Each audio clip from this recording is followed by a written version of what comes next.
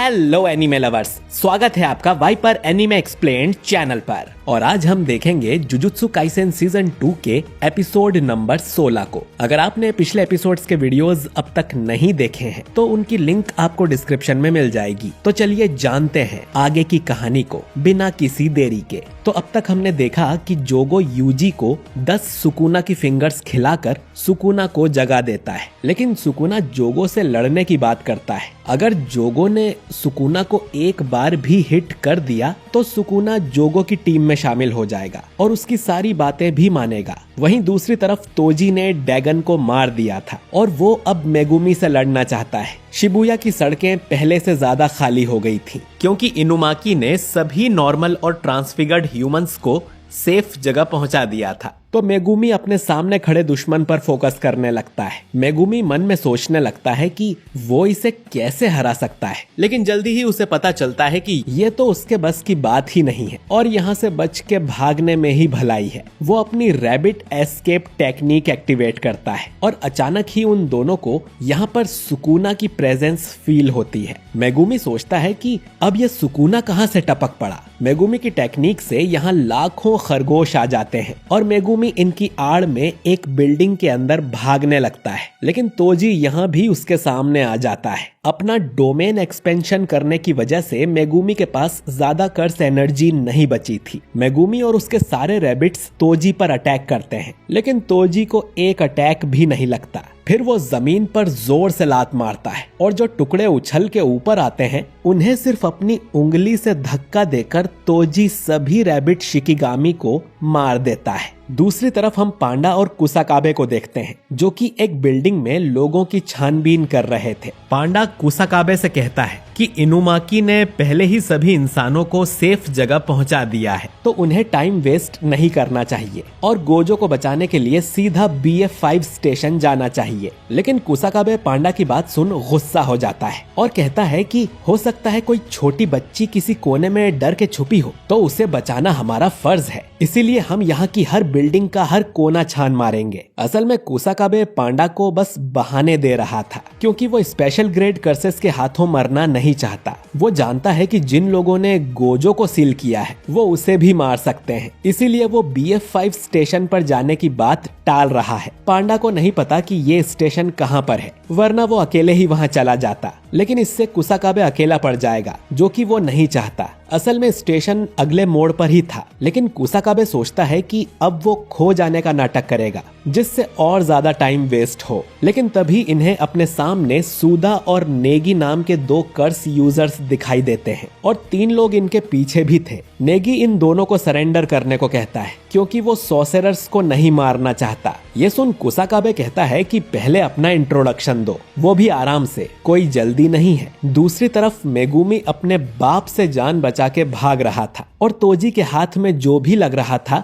वो उसे मेगुमी पर फेंक कर मार रहा था। शिबुया में ही कहीं शोको भी आ चुकी थी जो कि अपनी रिवर्स कर्स्ड टेक्निक से लोगों के घाव भर सकती है और उसकी सुरक्षा के लिए प्रिंसिपल यागा अपनी कर्स्ड कॉप्स के साथ यहीं थे। शोको उसे भी जाकर लड़ने को कहती है, लेकिन यागा मना कर देता है क्योंकि इस ऑपरेशन के लिए शोको बहुत ज्यादा खास है। दुश्मन को उसके बारे में पता चला तो वो सीधा यहाँ हमला कर देगा। अगर शोको यहाँ नहीं आई होती तो कियोटाका और ताकुमा अब तक मर गए होते। यागा शोको से पूछता है कि उसने तो सिगरेट छोड़ दी थी ना, जिस पर शोको कहती है कि उसे अपने पुराने दिनों की याद आ रही थी। इधर मेगुमी तोजी के हमलों से बाल बाल बच रहा था। मेगुमी जल्द ही लड़ाई खत्म करना चाहता है और अगर वो घायल हो भी गया तो शोको उसे ठीक कर देगी, लेकिन तोजी इतना तेज है कि मेगुमी उसे आंखों से भी नहीं देख सकता। तो मेगुमी तोजी का अगला अटैक प्रेडिक्ट करने का सोचता है। अगर मेगुमी इसमें चूका तो उसकी मौत पक्की है। अब तोजी अचानक ही मेगुमी को स्टैब करने उसके पास आता है,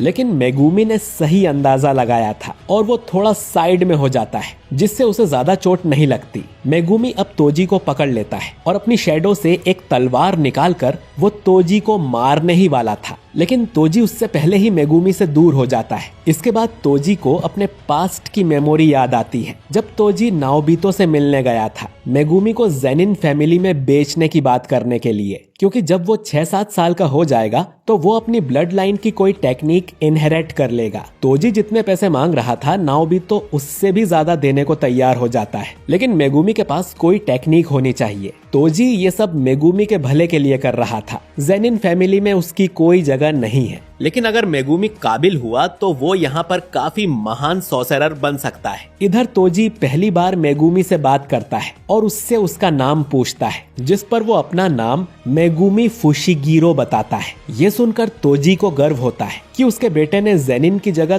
तोजी का सरनेम रखा है। इसके बाद तोजी अपने सिर में ही वो नुकीला कर्स्ड टूल घुसा लेता है, जिससे उसका वेसल मारा जाता है। मेगुमी पास जाके देखता है कि तोजी का शरीर वापस ओगामी के पोते जैसा हो गया था और उसे समझ नहीं आता कि इस आदमी ने खुद को क्यों मार लिया। खैर, मेगुमी को काफी चोट आ गई थी तो वो जल्दी से शोको के पास जाने लगता है, पर तभी उसे माकी और बाकी सबकी याद आती है कि वो कहाँ है, और इतने में ही मेगुमी की पीठ में कोई तलवार मार देता है। ये वही कर्स यूजर हारुता था जिसकी नानामी ने पिटाई लगाई थी, पर ये जिंदा बच गया है। हारुता कहता है कि लाचारों को मारने का मजा ही अलग है। इधर सूदा बताती है कि वो और नेगी सूडोगेतो की मदद कर रहे हैं, क्योंकि वो कुछ भी करें इंसानों की संख्या कम होगी और सॉर्सरर्स की संख्या बढ़ेगी, जैसे उनके मास्टर गेतो चाहते थे। लेकिन नानाको और मिमिको को ये अच्छा नहीं लगता कि उनके मास्टर का शरीर ऐसे ज़ॉम्बी की तरह यूज किया जाए, इसीलिए वो सूडोगेतो को मारना चाहती हैं। वहीं लारुए कहता है कि उसे दोनों साइड ही सही लग रही है। वो सब फिर अपने अपने रास्ते जाने का डिसाइड करते हैं, लेकिन लारुए जानता था कि वो लोग एक फैमिली हैं और वो किसी दिन साथ इकट्ठा जरूर होंगे। ये कहानी सुनाकर सूदा फिर पूछती है कि कुसाकाबे सरेंडर करेगा या नहीं। कुसाकाबे ये जानकर डिसअपॉइंट हो जाता है कि इनका इंट्रोडक्शन तो बहुत छोटा था, लेकिन ये लोग मामूली कर्स यूजर्स हैं। कुसाकाबे इनसे लड़कर बहुत सारा टाइम पास कर सकता है और इस तरह वो असली खतरे से बचा रहेगा।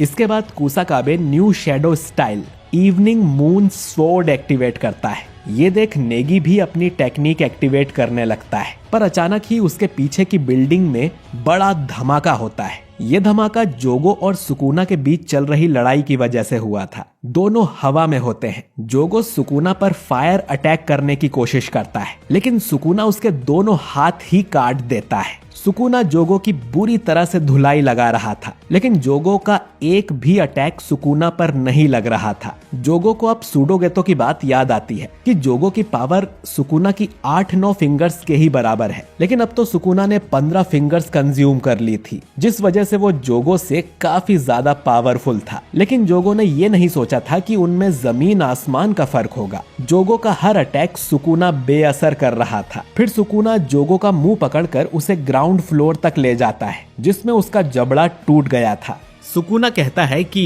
इस चांद की रोशनी में मैं साफ देख पा रहा हूँ कि तुम कितने कमजोर हो, लेकिन मैं तुम्हारे साथ तब तक खेलता रहूंगा जब तक कि मैं बोर नहीं हो जाता। इनकी लड़ाई देख कुसाकाबे सभी से कहता है कि उन्हें तुरंत यहाँ से भाग लेना चाहिए, क्योंकि इन हाथियों की लड़ाई में वो चींटियों जैसे कुचले जाएंगे। अब जोगो उस पूरी बिल्डिंग को ही जला देता है, लेकिन सुकुना उसमें से बाहर आ गया था। फिर जोगो अपनी सबसे पावरफुल टेक्निक मैक्सिमम मीटियोर का यूज करता है, जिसमें आसमान में से एक बड़ा सा आग का गोला नीचे गिरने लगता है। ये देख कुसाकाबे पांडा से कहता है कि तुरंत यहाँ से निकलो, पर तभी सुकुना उनके पास आ जाता है, जिसे देख सभी के पसीने छूट जाते हैं। सुकुना कहता है कि जब तक मैं ना कह दूं, यहाँ से कोई भी नहीं हिलेगा। अगर किसी ने उसकी बात नहीं मानी तो सुकुना तुरंत ही उसे मार डालेगा। अब सभी लोग अपनी जगह पर फ्रीज हो जाते हैं। मीटियोर उनके ऊपर गिरने ही वाला था, लेकिन उससे ठीक पहले सुकुना इन्हें हिलने की परमिशन दे देता है और सभी लोग उस एरिया से भाग निकलते हैं। मीटियोर गिरने से बड़ा धमाका होता है, जोगो सोचता है कि इस अटैक से तो सुकुना को भी चोट आई होगी, लेकिन सुकुना जो उसके